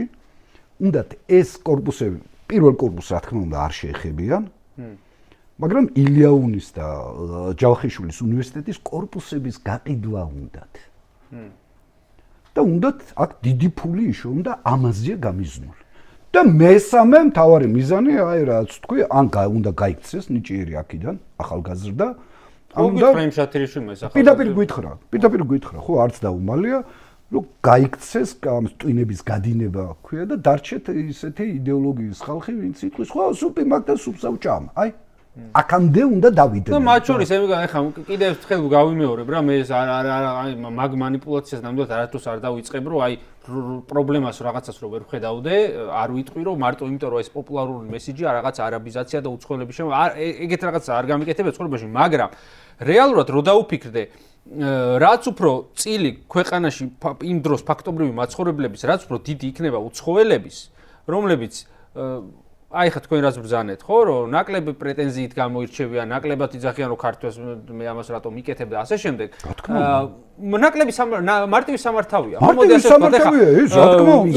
იმიტომ კი რომ იმ ხალხს მე შეურაცხყოფას ვაყენებ, მაგრამ ეს არაბი და ბანგლადეშელი არ გამოიქცევა აქციაზე და რუსული კანონი რატომ მიიღეო, მაგას პროტესტს არ დაიწყებს და იმას ევროინტეგრაცია რატო შეგვიჩერეო, მაგას არ გააპროტესტებს. ახლა რო ჩავიდეთ ჩვენ სომალიში და ვიყოთ იქ, ხო, სომალიში ახლა დემოკრატია მინდა და თავისუფლება მინდა სომალელ ხალხს, ახლა ხო არ დავიწყებთ ამას, ხო, რა უფლება გვექნება? თვითონ წვიდავენ საკუთარი ქვეყნის ბედს, ისინი და ცხოვრობენ ისე, როგორც ცხოვრობენ. ესეა ძმაო, ეს რაც მეტი ჩვენი მისია და რაც მეტი უცხოელი ჩამოვა, მეტად მარტივი სამართავია. მარტივი სამართავია, პრობლემა არ არის იმ მით უმეტეს პირველი მეორე თაობის ემიგრანტებთან პრობლემა საერთოდ არ ექნება, იმას არანაირი არც სოციალური მოთხოვნილებები ექნება, არც პოლიტიკური მოთხოვნილებები ექნება, არც სხვა მოთხოვნილებები ექნება. მადლობელია ის მით უმეტეს ეხლა არსებობს კიდე სხვა სოციალური საკითხები მოსდევს. საკუთარი ბაზარი უნდა დაიცვა, სამუშაო ბაზარი უნდა დაიცვა შენ. ყველა სახელმწიფო ამას აკეთებს. ის როდესაც შემოდის იაფი მუშა ხელი ისეთი ქვეყნიდან მოდის ის რაც ღირს აქ თქვათ $20 ის აკეთებს $3. გართმევს შენ სამუშაო ადგილს გართმევს რეალურად და მე იძულებული ხარ გაიქცეს და იმას ყოფნის ის ისეთი ქვეყნიდან მოდის. კი ბატონო. ეხა მინდა ვკითხოთ რაღაცნაირად შეჯამების სახით, ზოგადად შეჯამების სახითაც არა.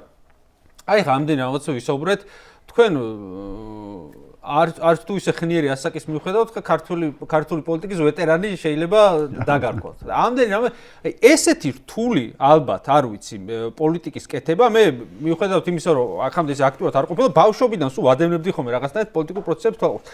აი ესეთი რთული ალბათ პოლიტიკური საქმიანობა არასდროს არ ყოფილა, ხო? საქართველოში როგორც აი განსაკუთრებით ბოლო 2 წელი არის, ხო? ანუ რაღაცა პირდაპირ გაუქმებებზე ალაპარაკი პოლიტიკური პარტიების არჩევნების რო ფაქტობრივად გაუქმებულია, კიდევ ვინახეთ და ფიზიკური საფრთხე რო აქვთ პოლიტიკოსებს ან ნებისმიერ იმ ადამიანს. ქუჩაში დადგომა გძალეს, კაცო, ყველაფერს და კონსტიტუციური მთავარი დებულებები, გააო. აი ამ რეალობაში ხა როგორ წარმოგიდგენიათ თქვენ აი ხა პირობითად დაინიშნება თუ არა ეს ახალი არჩევნები თუ არ დაინიშნება, მაგრამ 2028 წელი მოვა. აი რა აზრი შეიძლება გქონდეს იგივე ან თუნდაც რო დაინიშნოს იმ არჩევნებში შესვლას, ან თუნდაც რო არ დაინიშნოს 2028 წელს. თქვენ როცა გისაუბრიათ თქვენში ერთმანეთში თქვენ პარტიაში რა პერსპექტივა შეიძლება გქონდეს ისევ რას ველოდებით, ანუ საგარეო ჩარევას მაინც თუ მაინც ქვეყნის შიგნით, აი რა პერსპექტივა შეიძლება გქონდეს პოლიტიკურ ცხოვრებას იმ ფორმით, რა ფორმითაც თუნდაც აი 10 წლის წინანდელი მოგვიდატრება, ხო? ალბათ მაშინაც არ იყო კაი სიტუაცია, მაგრამ ამასთან შედარებით მოსანატრია. გეთანხმები, პოლიტიკა საქართველოში აღარ მოკლა პოლიტიკა. კაცმა სახელმწიფო მოგუდა და პოლიტიკა შესაბამისად მკვდარია. როდესაც პოლიტიკა ცოცხლობს ქვეყანაში, მაშინ სახელმწიფო არის მდგრადი. პოლიტიკა განსაზღვროს და როგორც გითხარით, სახელმწიფოს მართლობა ხელში დღეს უპყრია მთლიანად დაქვემდებარებული. აქვს კრიმინალურ სინდიკატს და კრიმინალური წესები, არა პოლიტიკური, არამედ კრიმინალური წესებით იმართება და მათ მიზანს, კრიმინალების მიზანი რა არის? ხო, რაც შეიძლება მეტი ქონება კრიმინალური გზით მოიპოვონ, დააგროვონ, ამ შემთხვევაში ამაში ეხმარება მათ სახელმწიფო ინსტიტუციები, დამახინჯებული უკვე და გაუბედურებული სახელმწიფო ინსტიტუციები და კრიმინალებს შორის ხშირად შეიძლება გარჩევაც მოხდეს ქონების გაყოფის გამო და ამას უყურეთ, როდესაც იჭერენ ახლა ერთმანეთს. იმან მეტი დააგროვა, იმან ბოსმა იეჭვიანა და ანგარიშწორებას გენერალურმა პროკურორმა მკვლელობა შეუკვეთა. ხო, გენერალურ პროკურორ ხო წარმოგიდგენთ, ქილერი ყავს. 91 წელს, როდესაც ეს გადატრიალება მოხდა და სახელმწიფო მეთაურები, ახლა კრიმინალი იყო, ხო, ჯაბა იოსელიანი. თუმცა ამათან შედარებით სოლომონ ბრძელი ინტელექტუალური პირი იყო, მაგრამ პროკურორი არ დაუნიშნია ვიღაც მხედრიონელი და ვიღაც კრიმინალი. რაზმაძე შემოგვარე, რაზმაძე დააბრუნეს მაშინ. ჯერ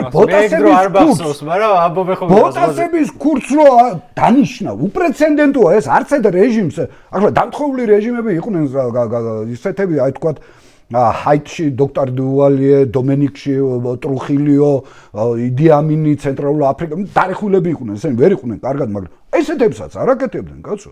და მე გენერალურ პროკურორო კილერი აღმოგაჩნდება. და რუსეთის აგენტი. ეგ იყო ცალკე კიდე.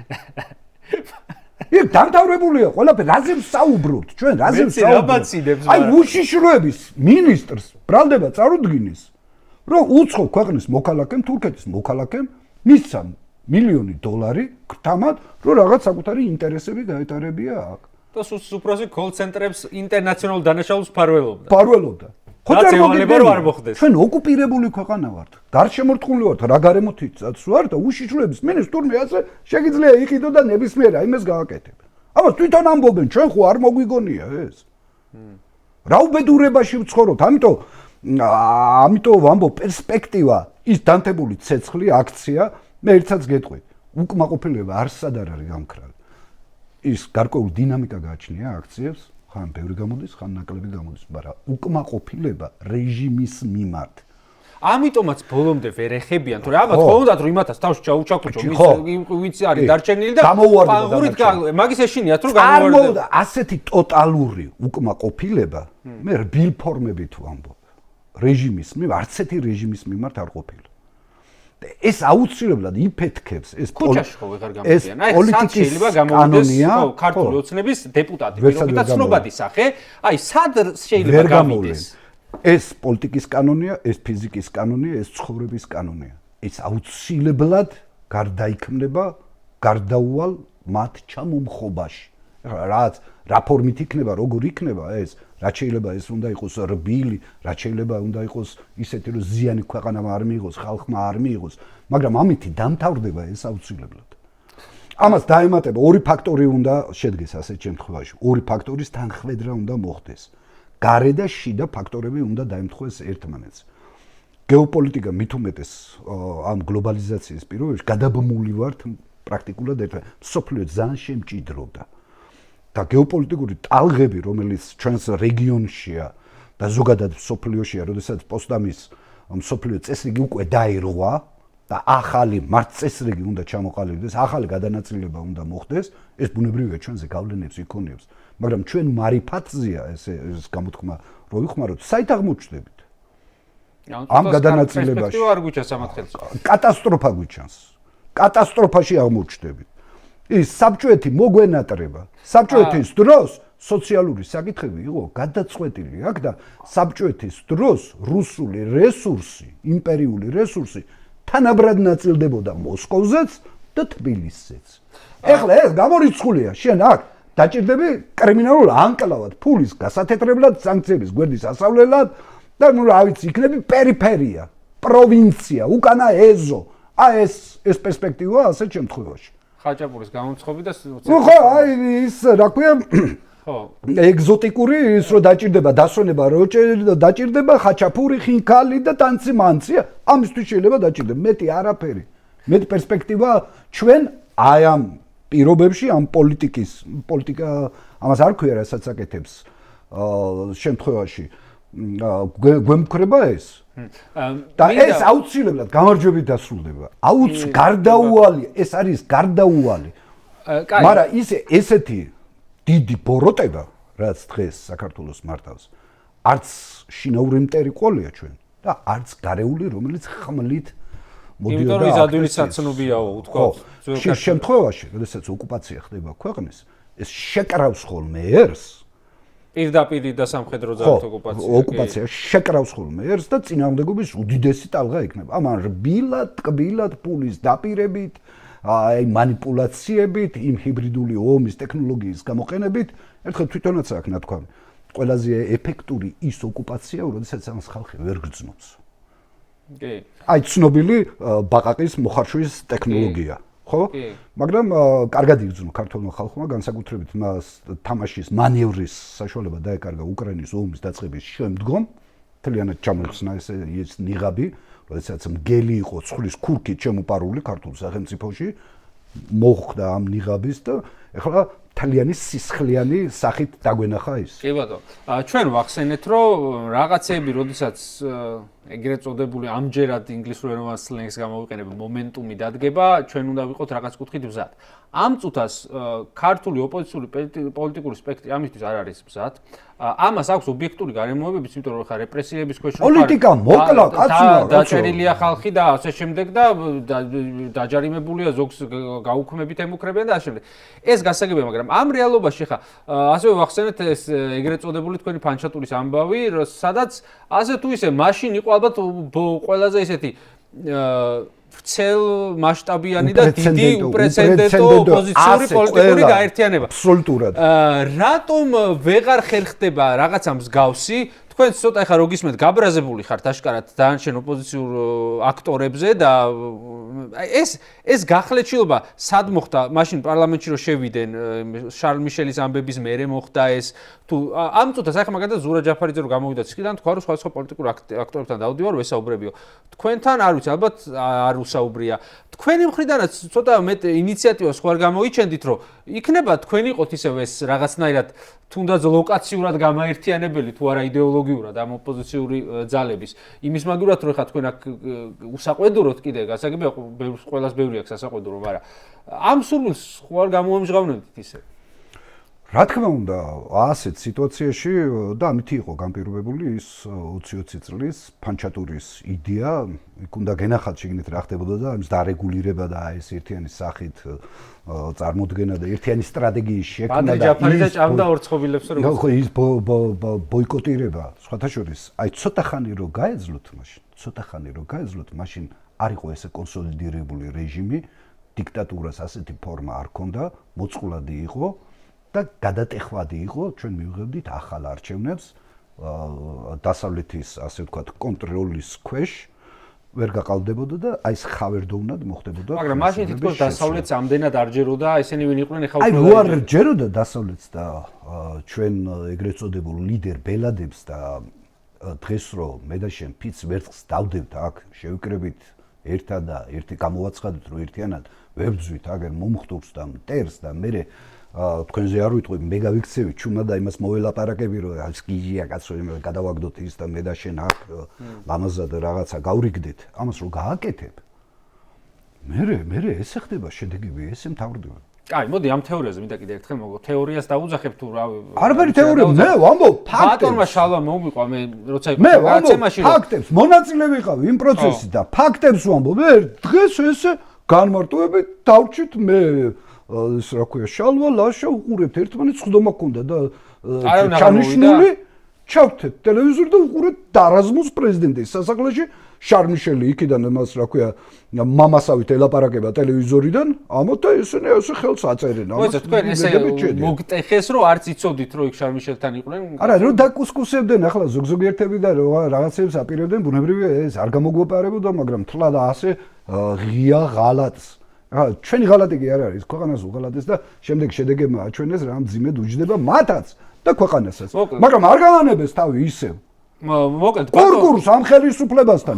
ვერ დაიჯერეს რომ ისე რა ქვია ივანიშვილი არის კლასიკური გადამგდები აუცილებლად გამოიყენებს აუცილებლად საცდურს მიაწვდეს აუცილებლად ანკეს გადაუგდებს ფულსაც გადაუგდებს მაგრამ შემდეგ ძანწარე დაზღვევინებს და ბევრი დღეს ციხეში როა აი მის გამოზის აი მას რო გაურიგდა და გადაწყვიტა მე გადავაგდე ფულს კი გამოვართვე და გადავაგდე აიმიტომ ზის ციხე აი ამ გარიგებას მინდა ცოტა უფრო მოკლედ და გასაგებად თქვა იმ მაყურებელს რომელსაც არ უნახავს ჩვენ და შალვა ნათელაშვილის ეთერი ესეთი დაახლოებით მსგავსი ამბავი მოგვიყვა რომ ჩემი ინფორმაციითო ივანიშვილი დაპირდაო ხელისუფლების გადაბარებას ოღონდ იმ პირობებში რომ დაიტოვებდა ძალოვან მინისტრებსო და ამ შეთანხმებაში გადააგდო რა ხა მტკიცებულებას არ მოგთხოვთ ამის, მაგრამ რა ეს ამბავი საიდან იცით, ვინ რა, საიდან მოდის ეს თეორია დავარქვა, ხო თუ რა დავარქვა, არ ვიცი ხა. თეორია არა, ეს მოდის ფაქტებიდან და ფაქტების ანალიზიდან.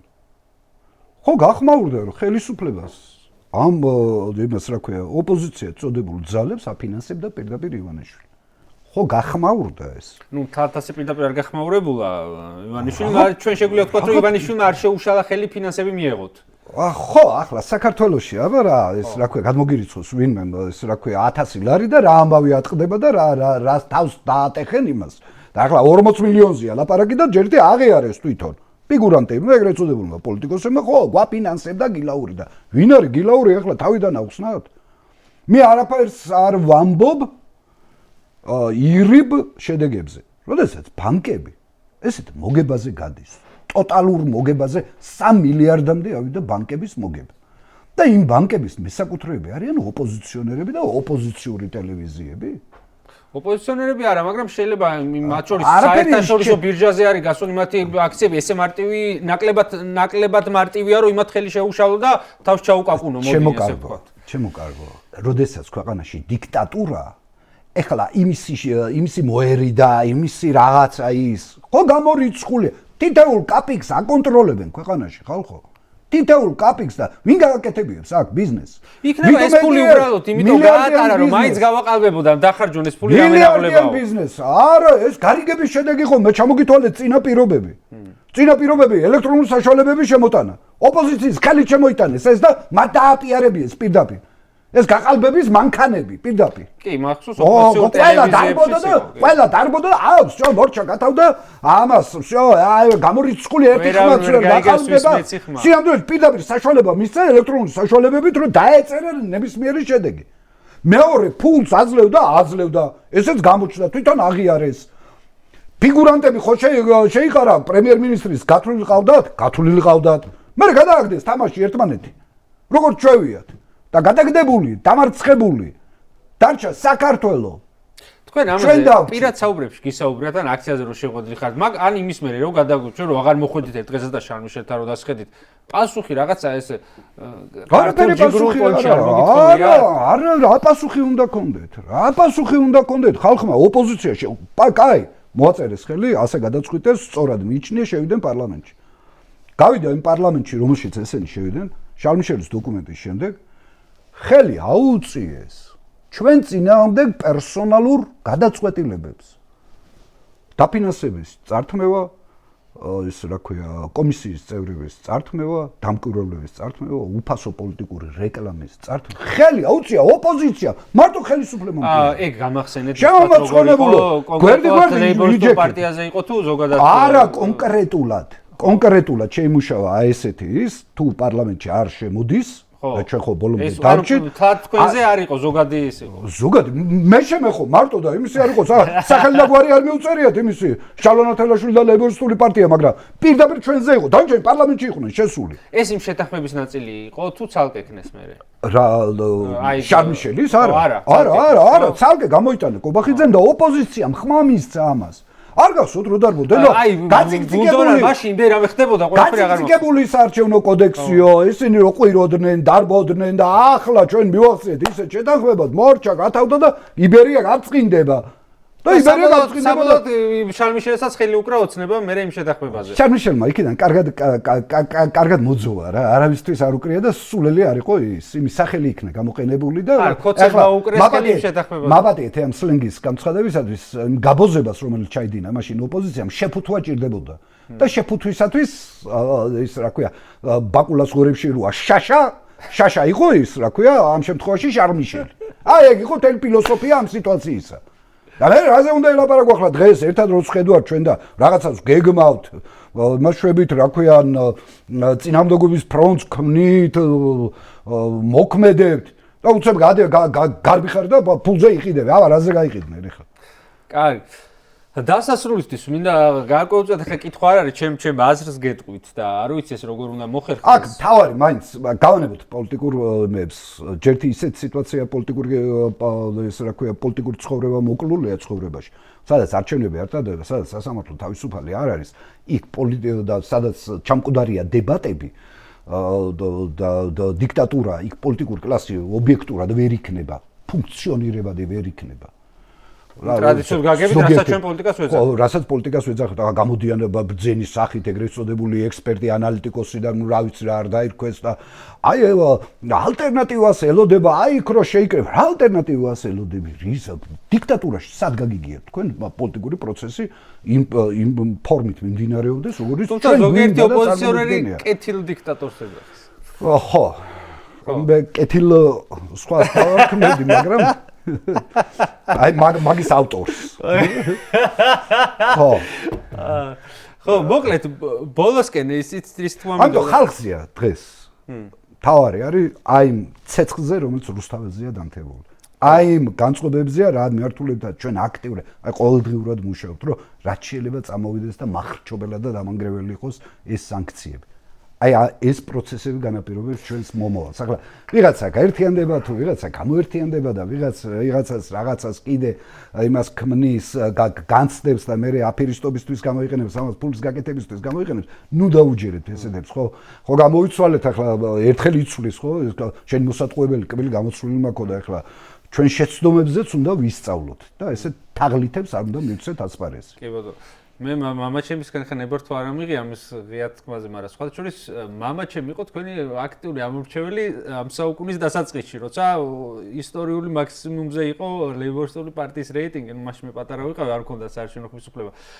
ზოგადად ხო მე არ დამემალავს პოზიტიური დამოკიდებულება თქვენ მიმართ და ცოტა გული მწყდება იმაზე, რომ სოციალური თემატიკა, რომელიც ხა მე პირადად ხა ბუნებით უფრო მემარჯვენე ვარ, მაგრამ მე მესმის ესე არა ვარ რომ ვიღაც იმას ლევაკებს რო ეძახიან და მაინც რო ლანძღავენ და ეკილიკებიან ესე დამოკიდებულება არ მაქვს და მესმის ბევრი საერთოდ ბალანსია უკიდურესობა და აი ხო ცოტა გული რაზე ხდება იცი რომ აი მემარცხენე იდეოლოგია და ზოგადად სოციალურ პრობლემებზე საუბარი დღეს საკუთარ თავში საკუთარ ხელში მოდი ასე ვთქვათ ისეთმა ხალხმა აიღო რომ მე ვისურვებდი მათ ადგილზე უფრო მეტად აი ეს მედროშე ამ სოციალურ საკითხებზე და პრობლემებზე საუბრის, აი თუნდაც ლეიბორისტული პარტია უფრო მეტად ყოფილიყო, ვიდრე ის ძალები, რომლებზეც დასაბუთებული ეჭვები არსებობს, რომ ზოგი რუსეთთან არის კავშირში, ზოგი ფულზეა დახამებული და ნუ აღარ ვიტყვი ახლა კიდე 1000 რამეს, ხო.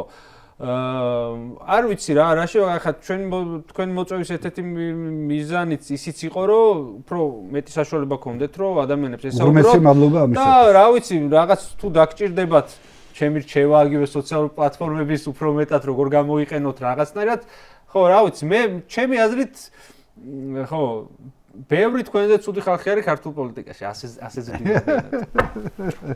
მადლობა, გეთანხმები აბსოლუტურად ჩვენ არა ვართ აი ულტრა მემარცხენეები, მარქსისტები არა ვართ. ჩვენი იდეა არის ევროპული სოციალიზმის მოდელი, რომელიც უნდა დაინერგოს, ეს არა მხოლოდ სოციალური საკითხებისათვის, ჩვენი რაობისათვის, ჩვენი გადარჩენისათვის, პოლიტიკური სისტემის გაჯანსაღებისათვის არის აუცილებელი. როდესაც ოლიგარქები მართავენ პროცესს, ჩვენ ხო ვნახეთ, როდესაც აი დაახლოებით ნეოლიბერალური ეკონომიკური მოდელები რაც არის, რაც ნიშნავს იცით? აი თქვათ კუსტმა ახლოსაა, კუსტმაში რო ჩავსვათ ზვიგენი რასიზამს, განადგურებს იქ ყველაფერს აბსოლუტურად. ესია საქართველოშიც ზვიგენი ჩავსვით, ჩავაბარეთ სახელმწიფო, განადგურა ყველაფერი. რომელსაც თავის უნდა მოხდეს ბიზნესის, ფინანსების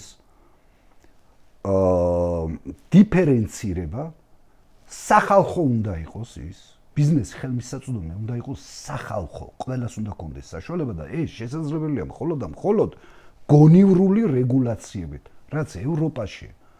ნუ ამაზე ქართულ ოსტებს ხარდაჭერები გეტყოდნენ, რომ ბიზნესის კეთების სიმარტივის კუთხით ერთ-ერთი მოწინავეა მსოფლიოში საქართველოს. არანაირი სიმარტივე არ არსებობს. აბა გაბედეთ თქვენ და შედით ფარმაცევტულ ბიზნესში, როგორაა დახურული და ოლიგარქებს როგორ აქვთ ხელი ნუ მაღაზია შეგიძლია გახსნა უბანში, მაგრამ თლათ წაგებ იმ მაღაზიაში, იმიტომ იმას იმხელა ფული აქვს, გვერდი რომ სუპერმარკეტია გახსნილი, დემპინგურ ფასებს დაარტყამს ერთი თვე, შენ გაკოტრდები.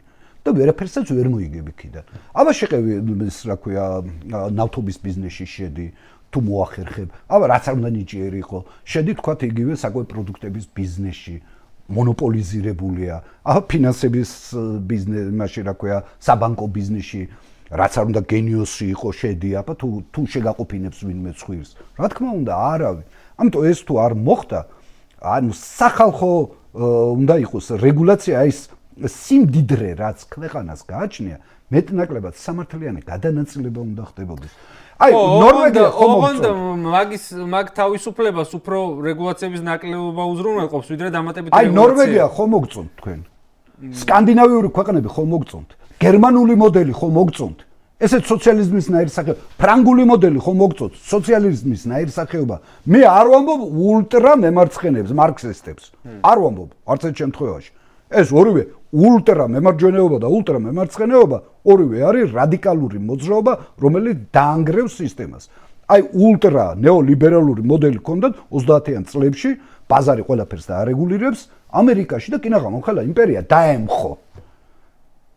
სანამ არ შემოიღეს მერე რეგულაციები, ხო, დიდი დეპრესიის პერიოდს ვამ, სანამ რეგულაციები არ შემოიღეს იგივე ფინანსურ სისტემაში, იგივე სამუშაო ადგილებთან მიმართებაში, დასავლეთი რა არის?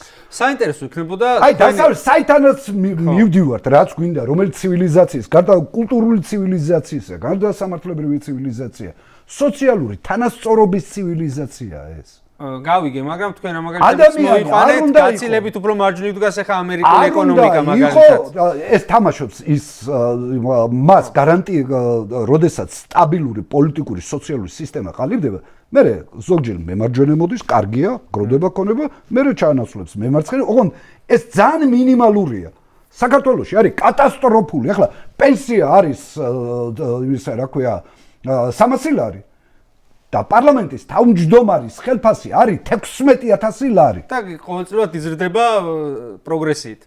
ხო, ამას რა ქვია ახლა ისე რა ქვია სოციალური ისე რა ქვია თურმე ყოფილა მინიმალური სარსებო მინიმუმ ყოფილა 250 ლარი.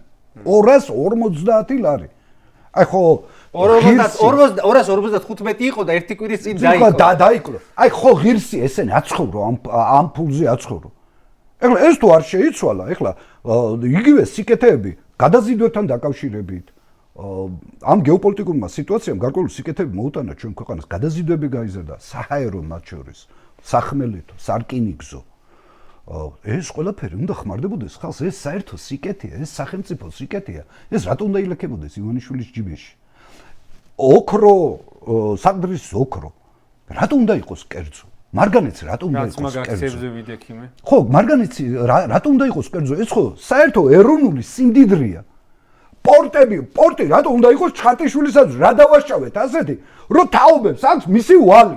ჯერ ჩვენი ესე რა ქვია, ბებია, პაპები გაძარცვა, წაართვა ანაბრები და ახლა ეროვნული სიმდიდრესაა დაუფლებული. რატომ უნდა იყოს ეს და საერთო ეროვნულ კალათაში რატო არ უნდა ხდებოდეს მისი აკუმულირება და თითოეულს რატო არ უნდა ხმა მომავალ თაობას რატო არ უნდა ხმარდებოდეს როგორც ხდება სკანდინავიაში გერმანიაში იმაში რა ქვია ნორვეგიაში საფრანგეთში ამერიკის შეერთებულ შტატებში იმიტომ რომ დღემდე ვერ ავაშენეთ ქვეყანა რომელსაც ექნება დამოუკიდებელი ინსტიტუტები სასამართლო არჩევნები და ეს ორი პირველი რიგში გეთანხმებით აი შედარებაც არ არის ჩვენ სოციალურ საკითხებზე საუბრობთ და ისტორიულ გამარჯვებას მივაღწიეთ ტარიფების შევამცირებიეთ სასამართლოს მეშვეობით მოხდა ვერ არეგულირებდა თურმე შევარნაძე ამათან შედარებით თა შესხმული დემოკრატი ყოფილა კარგი, მე კიდე ერთი ეთერი უნდა ჩაგიწყოთ თქვენ, ესე იგი ძალიან საინტერესო იქნება, მაგალითად, აი ამ უფრო ცენტრისგან მარჯვნივ და ცენტრისგან მარცხნივ მყოფი ადამიანების დებატები, კამათობის ეთერში, ჩვენ ეთერის ფორმატია,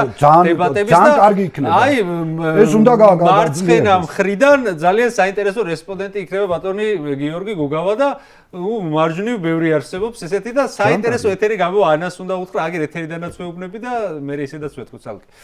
კარგი, ძალიან დიდი მადლობა სტუმრობისთვის. წარმატებებს გისურვებ და ასევე ვისურვებ მეტ აქტიურობას ნებისმიერი ფორმით პოლიტიკურ პროცესებში, რომ აი თუნდაც ეს რაც ვისაუბრე, მე მიუხედავად იმისა, რომ მე არ ვარ მარცხენა მიმართულების ის დიდი გულშემატკივარი, მე ვთვლი, რომ ამას პოლიტიკურ ცხოვრებაში ყოველთვის უნდა ქონდეს თავისი ადგილი და ეს ადგილი ვისურვებდი, რომ თქვენაირ პოლიტიკურ ძალას უფრო ქონოდეს, ვიდრე ფსევდოპატრიოტებს და ფსევდომემარცხენეებს და სიამოვნებაში ვის ხალხს კაცმა არის. უღრმესი მადლობა მოწვევისათვის და იმედია ეს თანამშრომლობა მომავალშიც გაგრძელდება. თქვენ გულშემატკივრობთ, ერთ-ერთი გულშემატკივარი ვარ თქვენი პირადადაც. და აქედან გამომდინარე ვფიქრობ, რომ ესეთი ხალხი გაარღვევს, იმ სიბნელეს გაარღვევს ამ ქვეყანაში, რომელიც დაბუდებულია და ჩვენ თუ ამ სიბნელიდან არ გამოვედით, სამწუხაროდ დიდი პერსპექტივა ასე ვთქვათ არ გვიქადის და ჩვენი შვილებისაც, ჩვენი მომავლისათვის, ჩვენი ქვეყნისათვის ყველაფერი უნდა გავაკეთოთ და ერთ-ერთ გამორჩეულ მებრძოლად გიყურებ და ძალიან კარგია და მიხარია დღევანდელი საღამო და ჩვენი შეხვედრა. დიდი მადლობა. დღეს განსხვავებულ ფორმატში მოგვიწევ, მეგობრებო, აი ეს კარგი გამოვიდა. გიორგის გარეშე. იყავი ისე გიორგი. მოვალ შეხვედრა.